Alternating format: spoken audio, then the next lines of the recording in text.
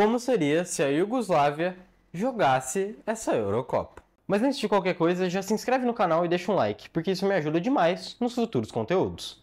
A Iugoslávia foi um país numa região europeia de onde saíram diversos grandes jogadores a nível mundial, principalmente de forma mais recente. E desse fato veio a ideia do vídeo. Comecemos com um pouquinho de história sobre a região. A Iugoslávia sofreu uma das mais sangrentas guerras civis já vistas no mundo por cerca de uma década. Seu principal motivo foi a morte do ditador socialista Josip Broz. Então, os socialistas começaram a perder o poder e o controle do país. Assim, as diferenças entre a Sérvia, que é a principal república iugoslava, e as demais regiões do país se agravaram e muito. Eslovênia e Croácia acabaram declarando independência por meio de um plebiscito que fizeram com suas populações. E as outras regiões acompanharam o movimento. E, obviamente, não foi bem aceito pela Sérvia.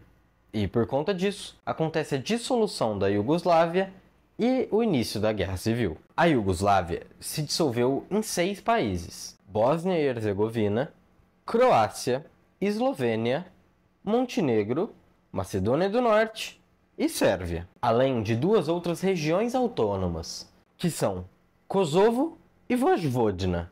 Eu vou estar mostrando um mapa aqui na tela para facilitar o entendimento e a localização geográfica. Passando agora para a história futebolística, a região, a nível de clube, tem um título de Champions League, justamente no ano do início da dissolução, com o Estrela Vermelha em 1991. O mesmo Estrela Vermelha, atualmente localizado na Sérvia, já havia sido vice-campeão da então Copa da UEFA e atual Liga Europa. Isso aconteceu em 1979, quando perderam o título na final para o Borussia Mönchengladbach. O Partizan, também da Sérvia, já havia amargurado um vice-campeonato também, só que na Champions League, no ano de 1966. Passando para o futebol de seleções, a Iugoslávia teve 2 vice-campeonatos de Eurocopa, em 1960 e 1968. E na Copa do Mundo, suas melhores campanhas tinham sido 2 semifinais. A primeira, na primeira Copa, em 1930, e a outra com sua geração dourada até então, em 1962. Mais recentemente, já dissoluta, a região tem sido muito competitiva graças à Croácia, com um vice-campeonato na Copa do Mundo de 2018 e terceiros lugares nas Copas de 1998 e 2022. Chegaram também a uma final de Nations League, que perderam nos pênaltis para a Espanha em 2023. Dado todo esse contexto, vamos passar por uma lista de jogadores convocáveis para a Euro 2024. Dentre todos esses bons nomes, minha convocação seria, começando pelos goleiros: Livakovic, da Croácia, atuando pelo Fenerbahçe; Jan Oblak, da Eslovênia, goleiro do Atlético de Madrid, que talvez seja o principal expoente atual dessa região em todo o futebol mundial. E meu terceiro nome fica com Đorđe Petrović, o goleiro do Chelsea, que vem se destacando e ganhando bastante espaço nessa temporada, que é sérvio. Inclusive, aqui do meu lado, eu vou estar deixando um contador com os convocados de cada nacionalidade.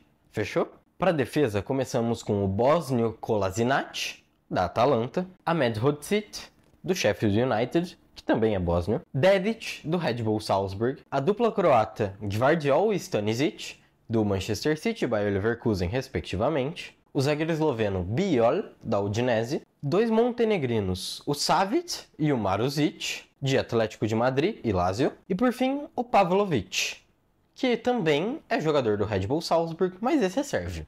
Totalizando 9 defensores. Para o meio-campo, temos a junção de alguns nomes bem óbvios com jogadores muito promissores. O trio experiente da Croácia já era óbvio que estar aqui, mas além deles, temos outros 2 grandes destaques do país.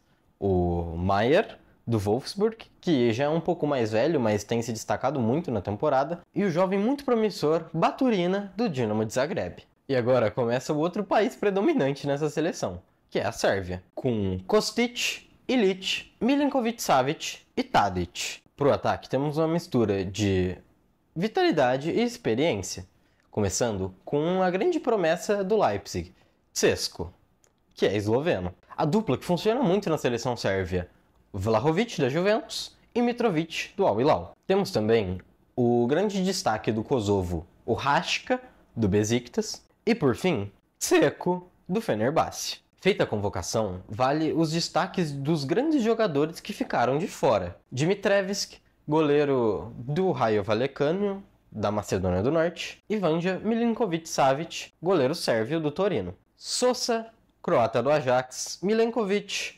sérvio da Fiorentina, Gudelj do Sevilha e Ramani do Napoli na defesa. No meio-campo, Krunic, Tserin, Maksimovic, Pasalic e Vlasic. Petkovic, não aquele que jogou no Brasil, o centroavante da Croácia. Birmancevic, do Sparta Praga, e Jovic, do Milan, como desfalques no ataque, demonstram a quantidade de bons jogadores que essa seleção tem, podendo deixar tantos grandes nomes de fora da lista. Agora tudo pronto. Aqui na tela temos a convocação, a predominância das seleções e dos clubes. Bora agora pro time titular. No gol, obviamente, é Jan Oblak. E aqui não tem nem muita discussão. Para a linha de defesa, acabei optando por um esquema com 3 zagueiros, que são o Savic, o Biol e o Gvardiol, tendo também a boa possibilidade do Stanisic para o lugar de um deles. Se o time tem 3 zagueiros, obviamente temos alas. Então, é o Kostic pela esquerda e o Marusic pela direita. Sendo que, com essa configuração, temos a possibilidade, no momento defensivo, fazermos uma primeira linha de 4, com o Gvardiol fazendo a lateral esquerda, que já fez muitas vezes na seleção croata e no Manchester City, os 2 outros zagueiros, e Marusic fazendo a lateral direita, coisa que tanto faz na Lazio. Assim, o Kostic poderia ficar para uma segunda linha de marcação, liberando ele um pouco mais para atacar, que é o que ele faz de melhor. O meio-campo foi realmente muito difícil de se montar, mas no final prevaleceram o desempenho em alto nível e algumas das minhas preferências em relação à montagem do time e como eu acredito que o funcionamento ficaria melhor. Como os 2 meio-campistas recuados, temos Ilić, do Torino, e Kovacic, do Manchester City. E eu sei que eles têm características bem diferentes, né?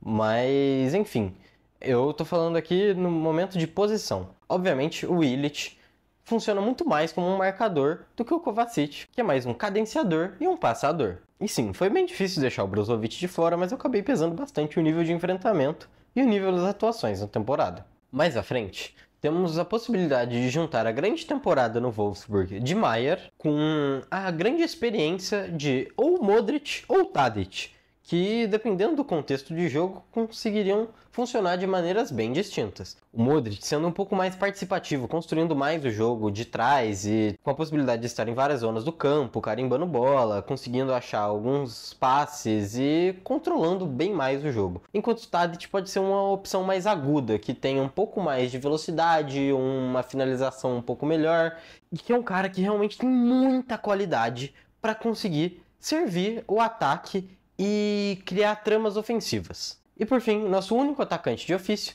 que seria o Vlahovic, que é um jogador que tem muita capacidade de finalização e vem se desenvolvendo cada vez mais, mas tendo também boas opções para diferentes contextos de jogo, como Mitrovic, Dzeko, Raška, enfim.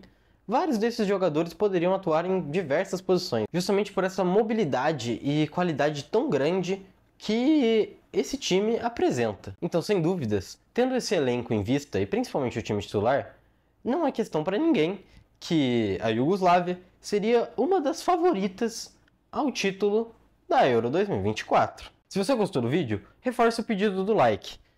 Comente também o que você achou. Que tal colocar a sua seleção? Eu vou estar deixando todos os nomes aqui na descrição para facilitar.